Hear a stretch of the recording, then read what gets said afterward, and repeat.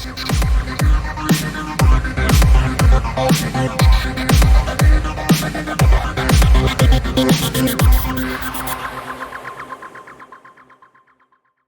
we get into this episode of Games Here, I just want to bring to your attention that this game is rated M for mature and is not meant for children. So, okay, what is going on, ladies and gentlemen, boys and girls? I'm here with somebody who willingly came back. I don't know what's wrong with him.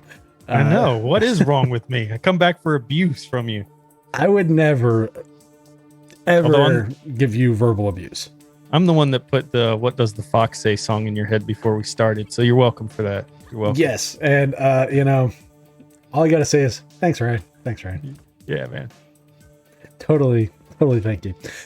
So for those wondering what game we're actually gonna be sitting here looking at, this is a game that I am a very big fanboy of. I have made no qualms about that before, and this game is called Dex. It is a hard game to actually describe because it uses a lot of different genres all in one. Let me try something here. It's what Cyberpunk 2077 should have been, but in a 2.5D kind of way. Yes, exactly. If we would have taken Dex and just modernized it with graphics and stuff, that's what we all wanted Cyberpunk 2077 to be, and that's what Dex delivers. That great storyline and experience that we all should have had in that game that had Keanu Reeves. I mean, how do you mess up a game with Keanu Reeves anyways? But that's a whole nother story. Dex is an awesome Cyberpunk game. By putting it out before it should have been out. That's how you ruin it. Yeah. So this game came out 6 years ago now. 2015 was the original release. I am not one to normally buy games that I already own. Just not my thing. However, when there are games that I do like, I bought this 4 different times. That's incredible. I think that speaks volumes for this game. How many times have you beat the game? According to Steam, I have 53 hours in it. Wow. I probably have longer because I have the GOG version. I have the Steam version, which we're using. I have the version that is available for Switch digitally. I also went out so far as to buy the physical edition for the Switch, which was like not cheap. It was like a $40 purchase for nothing's cheap on the Switch. Yeah, totally. Well, it was because it was an import. So because it was from a Europe company. So as you guys can tell, this is kind of a mod shop that you are in where you can actually get implants and that kind of stuff. And the implants actually do affect like the gameplay.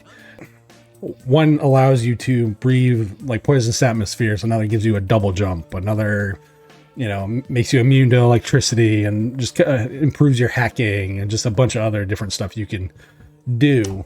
And that is really one of the things that I really do like about this game. The aesthetic. Some people love it. Some people hate it. I love the hand-drawn kind of background looks of this with like the sprite-based characters. But even stop right there. Like, look in the background, how they have that little computer screen, and it's not much, but it's moving, right? It makes it look like it's alive. Mm-hmm. And then if you look at your sprite main character, the jacket, right? It just kind of like vibrates and moves just a little bit to give it some life. Yeah. Well, it's like, okay, so if you look right here with the guy with the ocular implant and him just teetering back and forth like somebody that has a problem. That's what makes this game, though, to me so appealing is even here, if you stop, you can see that it's 2D, yes, but you've got this kind of crowd in front of you, right? Mm-hmm. In the shadows. And then you have cars passing by, and then you have people walking. This hasn't been something that's done in a lot of games, even today, where you go into a town or city and everything's dead. Everyone just stands still and doesn't move and is going nowhere. And even if it's 3D graphics, and here in this 2D environment, I think they did amazing to bring the city alive, which is critical to a cyberpunk game. Because your dystopian future, you don't want a still, boring art style. I mean, you can put neon over anything and say, oh, look, it's dystopian cyberpunk. But they didn't do that. They took all this extra time to do all of these additional background animations and movements, and it's what makes this game come alive. Yeah, for me, the thing I love about this is Cyberpunk has never been about being pretty. as far as like the world. It's dark, it's grungy, it's dirty, it's not pleasant. It's the over commercialization of everything. Yes. And that is a aesthetic that I think the shall we say the newer actual like legitimate Cyberpunk game quite missed.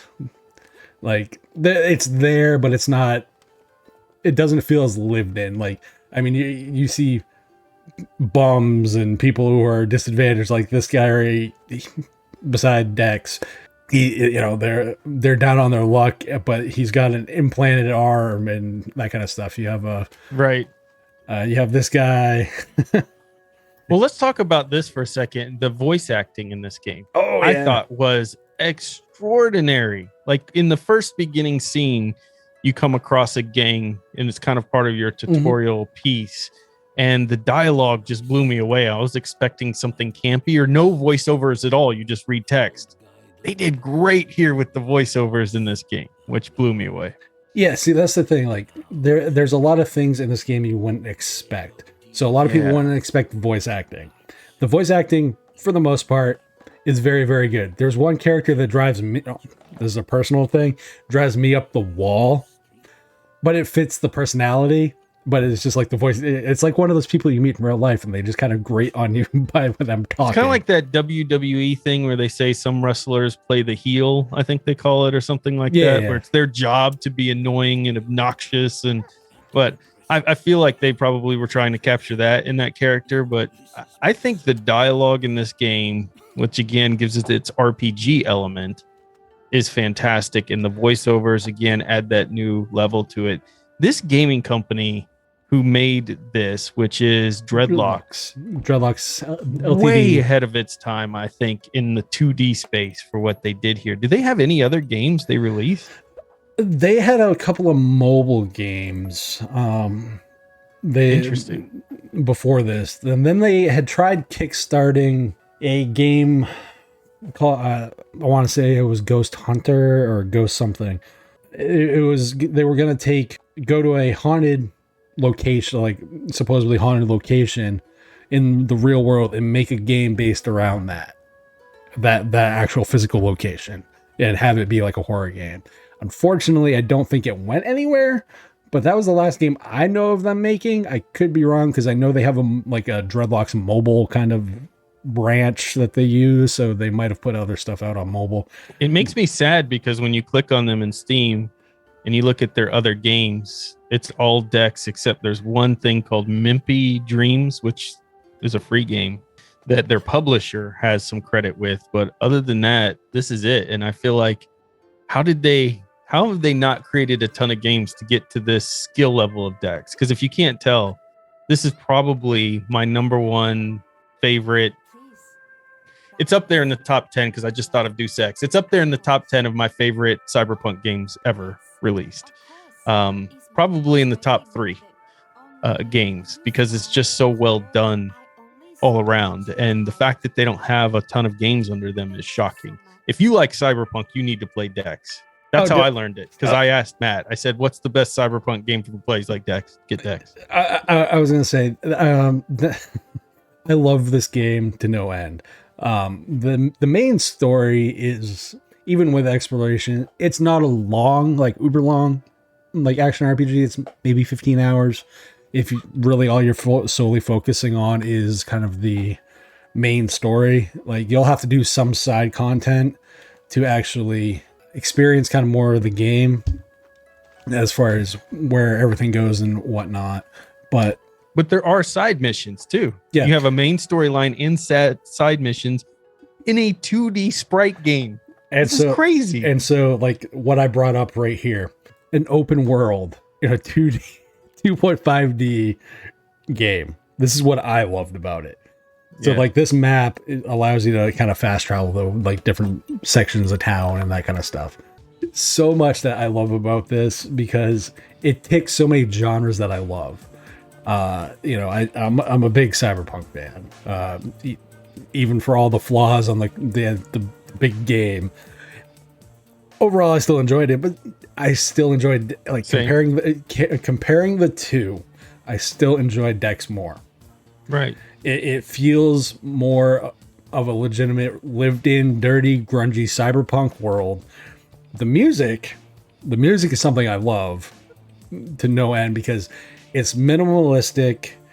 It's kind of like right now there's like a kind of a synth with a haunting like vibe to it playing in the background. Into a movie is kind of what I get from the soundtrack. It's there and I respect it and I like it, and it doesn't get in the way of the gameplay. It enhances it, which is exactly what you want out of a soundtrack. At the same time, they do sell a version where you can get the soundtrack separately so you could play it in your car, your music player, whatever, which to me also speaks volumes about this game, that when a game can sell its soundtrack and people actually buy it, you've done a good soundtrack. Like if you want to buy a game soundtrack, they've kind of nailed it. And this is one of those games where it's good enough that I would listen to this while I'm writing or doing schoolwork or something like that. I think they did a great job on the sound overall. This episode of GameSphere is brought to you by DigitalOcean. DigitalOcean recently announced their new Managed MongoDB service, which is a fully managed database as a service. With Managed MongoDB, you can focus more on building scalable, high-performance apps and less on maintaining the database. Simply offload your MongoDB administration to DigitalOcean and let them handle the provisioning, managing, scaling, updates, backups, and security of your clusters. DigitalOcean built this partnership with MongoDB Inc., and together they have ensured that you will get access to all the latest releases of MongoDB document database as they become available. As a listener of the GameSphere podcast and a member of the DLN community, you can get started for free. Actually, better than free, because DigitalOcean is giving you a $100 credit when you go to do.co/DLN-Mongo. Again, go to do.co/DLN-Mongo to get started with a $100 free credit on DigitalOcean's new managed MongoDB. We want to thank DigitalOcean for sponsoring this episode of GameSphere. Now, what are its flaws? Oh man, because we've totally, I think, if you want a game like this, you buy it, period. But what are some of its flaws? To me, it was controls. Mouse keyboard controls. Now, WASD works fine. The hand movement for things like jumping, crouching. If you accidentally Alt-Tab out of the game, it actually puts you in a portion of the game I actually haven't shown yet, which is the twin-stick shooter portion of this game, which, again, this game has a lot of different subgenres and stuff that it goes into. Right. So, like, this particular version is essentially a hacking minigame. And, you know, think you're kind of cheap Geometry Wars kind of game. It's not uber refined. But this is actually a useful element when you first go into it, is how you would hack something in the game. But if you sit in that screen away long enough, it turns into that shooter type thing, which is a cool creative way of like, hey, if you want to take a break from the game, you can sit there and do that. But also the controls are not my favorite. No, for sure. Because even on a controller, for example, things like shooting, we didn't get into the firearms aspect of the game. It's basically done on, if anybody's owned an old Neo Geo like Pocket Color, it's done on essentially an 8-cylinder axis of movement. Not ideal for things like angles and that kind of stuff. Having to configure a controller out of the box is also uber annoying, because you have to customize the entire controller. It uses, so when you launch Dex originally, it'll ask if, you know, configure your controller, or do you want to just go into the game? If you're using a controller, configure the controller. Yeah. Because it defaults to an Xbox, I believe, 360 layout. Which I had and did not work well with things like block wasn't working, for instance. I had to go manually assign block. It had block as right trigger, but the right trigger wasn't working. And then when I went into it and clicked the right trigger to assign it, it actually said D-pad right trigger is what it assigned it as with the controller. So there's some wonkiness in your initial setting up the controls, which can have a big impact on your initial gameplay, because essentially your two abilities when you first start are block and punch. Punch, jump kick, roll. There you go. So if you don't have those buttons assigned, you're basically can only punch, and you're going to die pretty fast. This is not a forgiving game in the early stages. Nope. As you can tell, I'm in combat and getting shot. This game does not give you quest markers and all the other stuff. The only quest marker that you're going to get is a giant exclamation point over someone's head, meaning they have something to say to you. Yeah. And they're probably something they're going to say is they're going to want to kill you, unless you put some points into charisma and other things. Which I would highly recommend. And money is not something that comes easy in this game, as far as that. The combat, it's not terrible. No. But it's basic. It's not a staple of this game. No. Sure. This game is atmosphere. Like the focus is not what most other games would focus on. This focuses on atmosphere, story. It's not the most overly complex story, but what you do throughout the story does affect the game. It's one of those sum of its parts kind of games that I've found. So if you enjoy that kind of gameplay, like, so for every weakness there's more strengths to it, though. Again, like just this scene right here, like the painted type of way, like this reminds me of Blade Runner almost, like, yes. And that is a vibe that I think nails Cyberpunk so well. And there's so few games that do it, and I'm a fan of like the Deus Ex games. I like those games, but it's too clean. Like, as far as like the type. Why did you have to pronounce it right? I cannot pronounce. I've always been Deus Ex.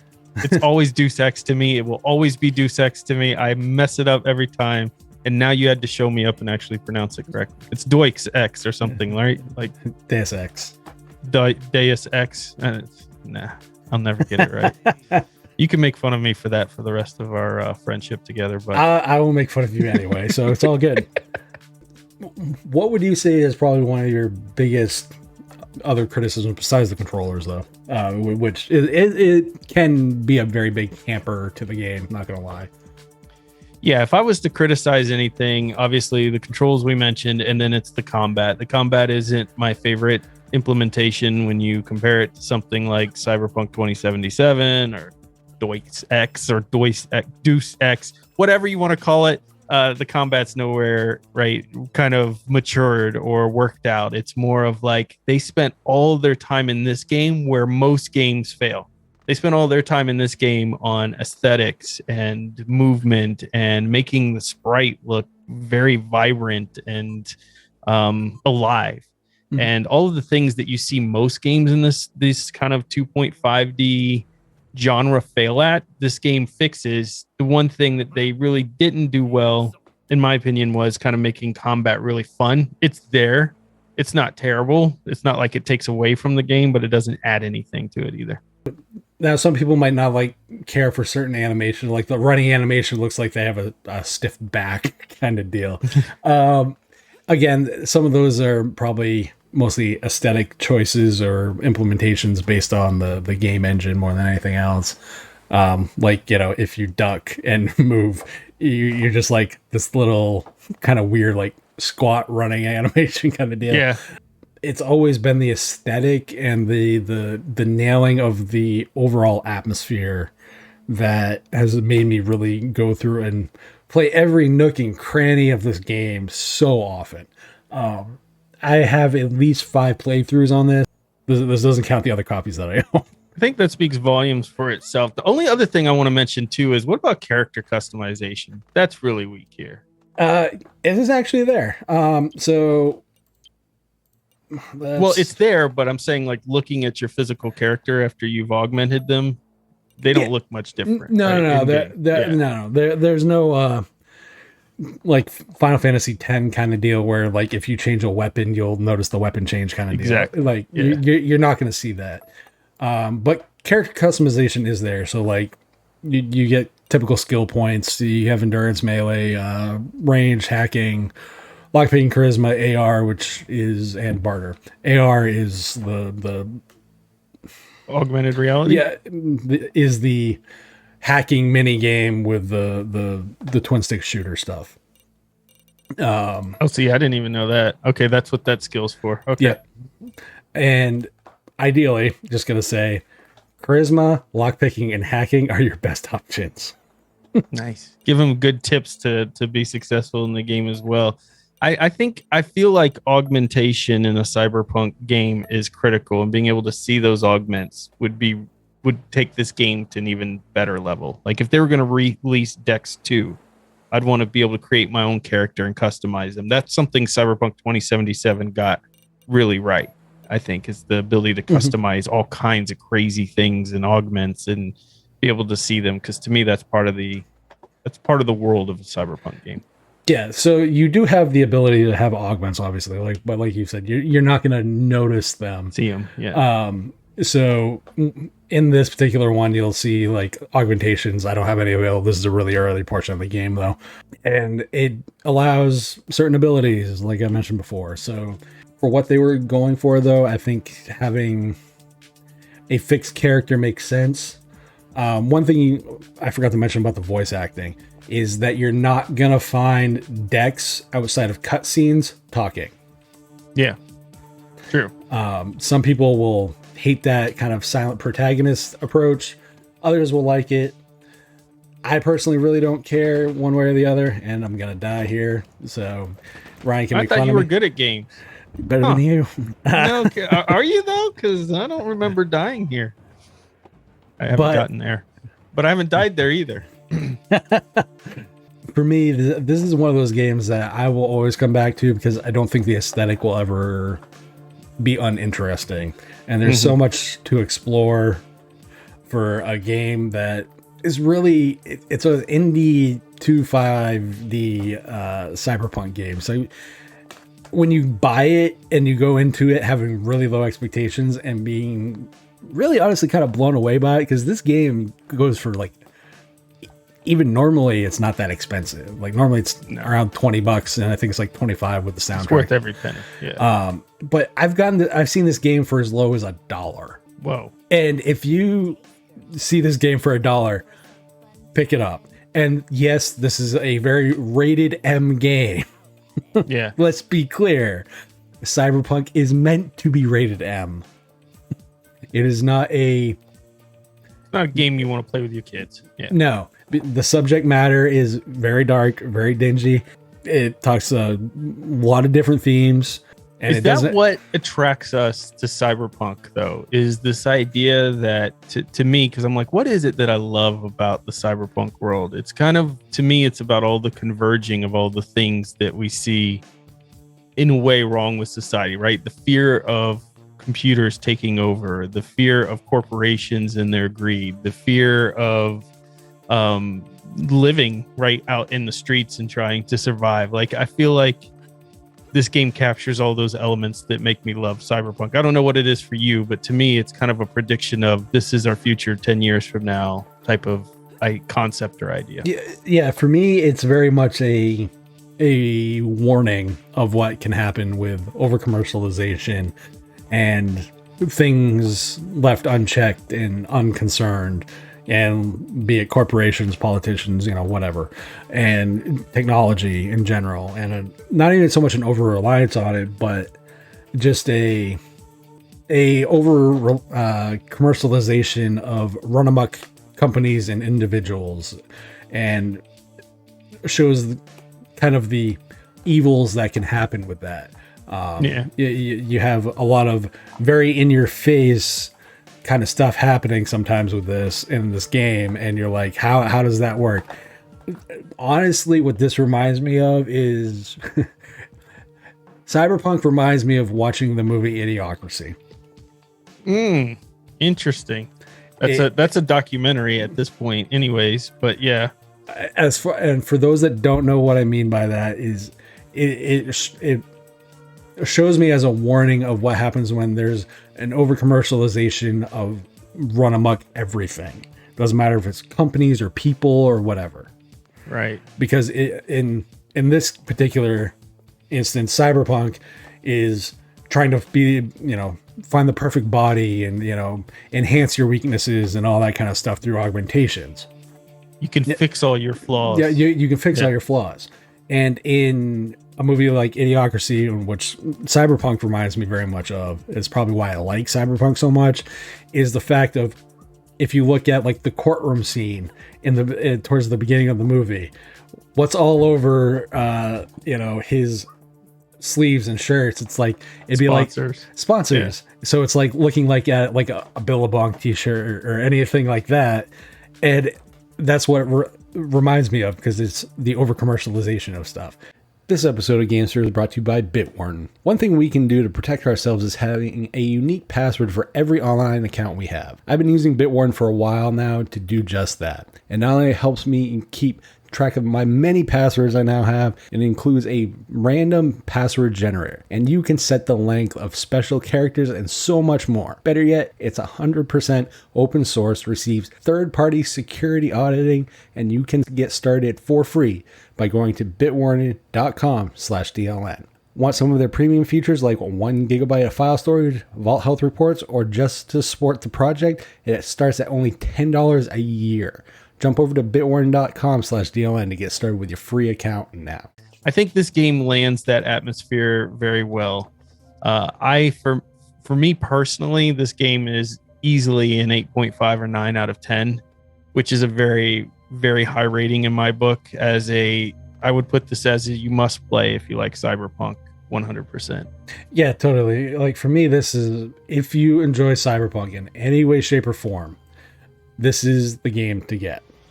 There is no question about whether or not it's good or bad. If you are a fan of dystopian type games, this is a no-brainer all the way. I'd go buy it. You can find this usually on sale. Go to like Fanatical, go to the Humble Bundle, go to wherever you want to. Even generically, Steam has this game on sale. What is the best experience? Because you played on Switch, you played on many. Would you say PC is the best place to play this, or is it Switch? Because a lot of people have a Switch. The thing with the Switch, you can get the Switch version, like digital version. Let me rephrase. Plays perfectly fine. I would almost say if you have the Switch version, probably get the Switch version. Mostly because you don't have to fiddle with the controls. Gotcha. And the thing is, when this game goes on sale on the Switch eShop, it's like $2. Man, that's crazy. Because I don't know anything Nintendo sells for less than 40. So that's impressive. Must be a big sale. Luckily, I'll give Nintendo credit. A lot of their eShop stuff that it's like indie games, they're actually pretty good about being fairly price competitive. Let's put it that way. Yeah. So for me, I would almost put this on, say, the Switch. But if you play it on PC and you're fine with configuring the controls, that's totally. It's I don't totally think fine. You're going to enjoy this on a keyboard. I would highly recommend you get a controller. Oh, definitely. Controller all the way. So platforms this does work on, if you're a PC player, is Mac, Windows, Linux. It works on all three. It's native for Linux for those that want to care. This is one of those games that should be in your library. Yeah, that's absolutely. Where I sit with it. If you want a DRM free version, you can grab a DRM free version from GOG. They have it on sale quite frequently too. Again, here's my only beg though. Here's my only plead. I have one plead here. To Dreadlock Games, please make another one. Please make another version of this. Please don't go away, because you're freaking talented. You're really awesome at making games. If this is truly like one of the only games you all have made, please come back and make games again, because you've done it. You've made something incredible. This is art in every form or fashion in the video game world. So come back and make another game, please. A sequel. I don't pre-order games normally. I would pre-order. I don't even kickstart. You would games. Even break your pre-order rules. Yeah, I would kickstart this too. Like, they did a Dex 2, I would be kickstarting. I was gonna say kickstart Indiegogo, because they've shown, because this was originally a Kickstarter, and they've shown they can put out a product. And I'm like what's not to like there? So Dreadlocks, can we get another one, please? Yeah. So definitely worth getting. This is actually, I forgot a platform this is available on. This is actually available on the Vita. Don't get that version. On the what? The Vita, PlayStation Vita. Oh, the PlayStation Vita. Like I wasn't even registering because it's been gone for so long. Oh, this seems like it would be fun on the Vita. Is it terrible on the Vita? Yeah. Let's just say the performance isn't great. Oh, okay, gotcha. I don't know why. That's just what it is, but worth every penny. So do you guys yourself a favor and go get this game. Simple as that. Well, I owe you a huge thanks because you introduced this game to me for the first time, and I absolutely loved it. One of my favorite games. Definitely recommend you take Matt's suggestion and pick this game up. You're going to have a ton of fun with it. And if you don't like these 2D type games typically, give this one a shot because I think you'll find this might start to kind of pique your interest into what you can do in this genre that would surprise you. Because a lot of people just look at it and go, well, it's not realistic human graphics. But to me, this game's like a book. Yeah, I don't have the graphics and pictures in a good book, but it allows your imagination to fill in the gaps, and that's what this game does.